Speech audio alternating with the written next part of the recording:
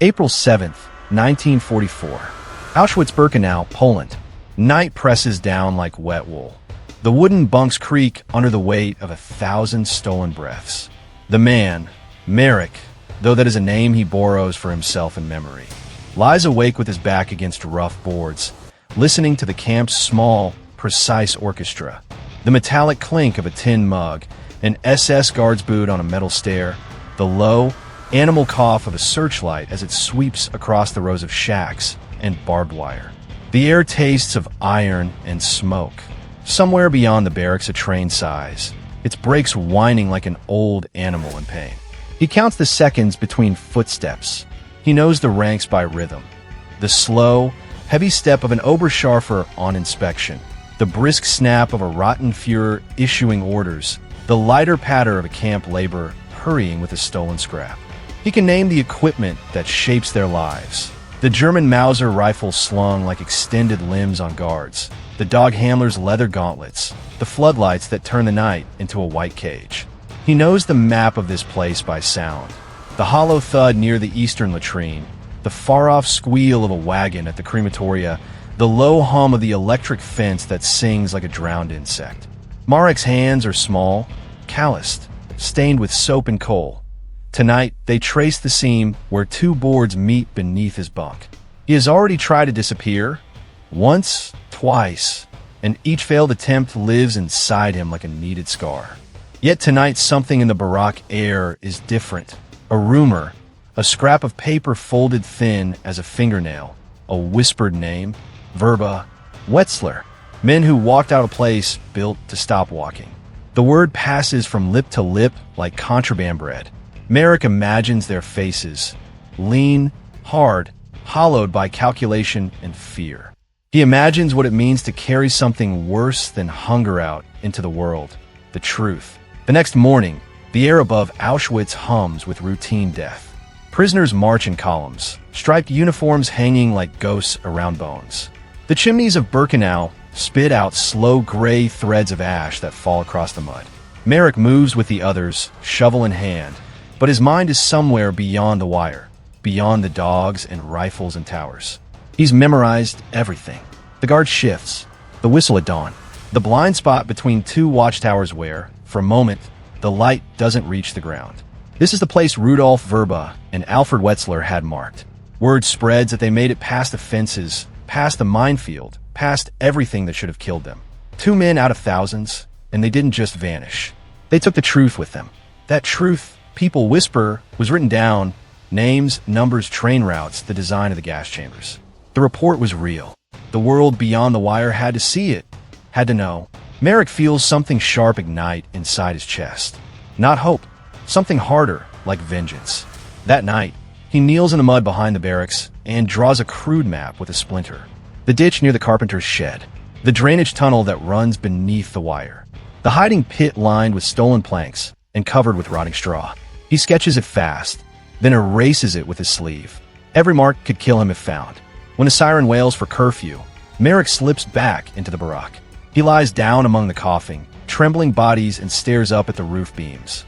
Somewhere out there, Vrba and Wetzler are breathing free air, writing words that could save thousands. Tomorrow night, he decides he'll follow their path, even if it means dying with his boots in the mud. April 10th, 1944. Midnight. The camp is a frozen sea of silence, broken only by the slow crackle of the electrified fence and the faint echo of dogs barking somewhere near the women's camp. Marek crouches behind the carpenter's shed, his body pressed flat against the cold ground. His breath fogs in the air. His heart pounds so loudly that he's certain it will give him away. He's tried this twice before. The first time, he was caught near the latrine pit, dragged back by guards, beaten until he could no longer stand. The second time, a dog found his scent just meters from the wire. He survived both times only because the guards were too lazy to shoot him that day. They believed breaking him was punishment enough, but they were wrong. Each failure carved the path he now crawls through.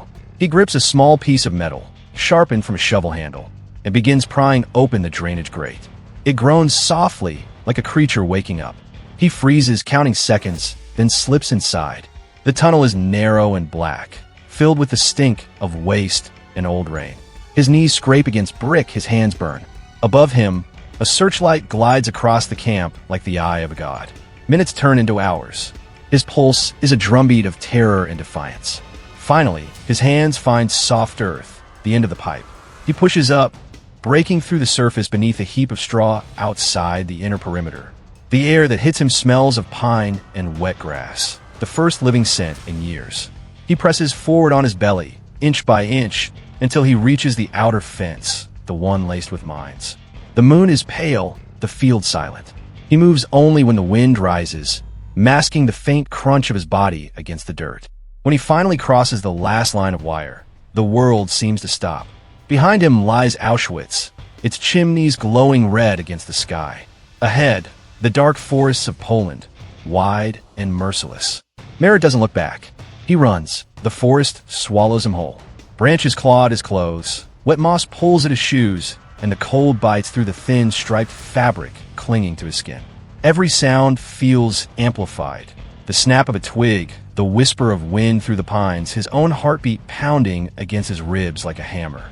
For the first time in years, there are no guards, no lights, no shouted orders.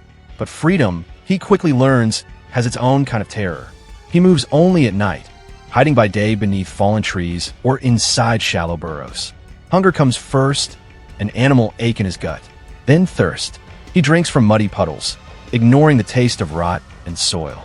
Once, he finds a few frozen berries and nearly weeps.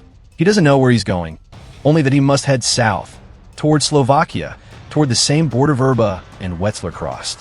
For days he follows faint trails, old tracks left by carts, the distant smell of smoke from unseen villages. Once, he spots a group of men in dark coats carrying rifles. German patrols. He buries himself in leaves as boots crunch just feet away. A flashlight beam sweeps across his hiding place, pausing for a heartbeat that feels like forever, then moves on. By the fourth night, his legs barely obey him. His mind begins to drift.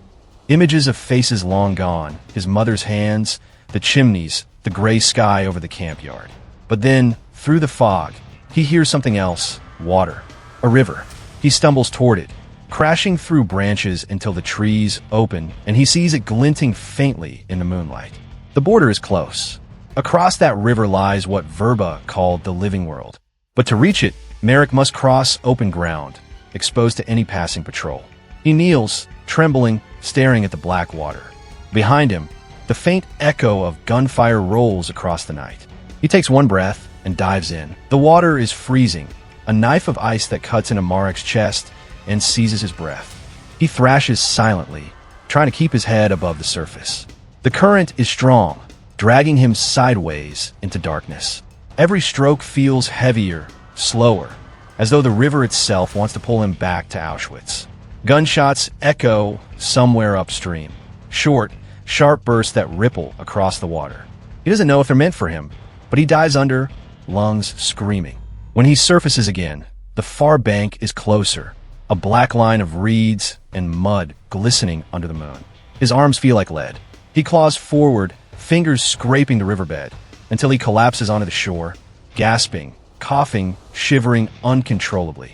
The forest beyond is silent. No dogs, no shouting, just the soft chirp of crickets and the rustle of leaves. Sounds he'd almost forgotten existed. He lies there for hours, too weak to move, until dawn creeps through the branches. In the gray morning light, he tears off the striped jacket that marked him as a prisoner. It's soaked, heavy, stinking of death. Beneath it, he feels naked and alive.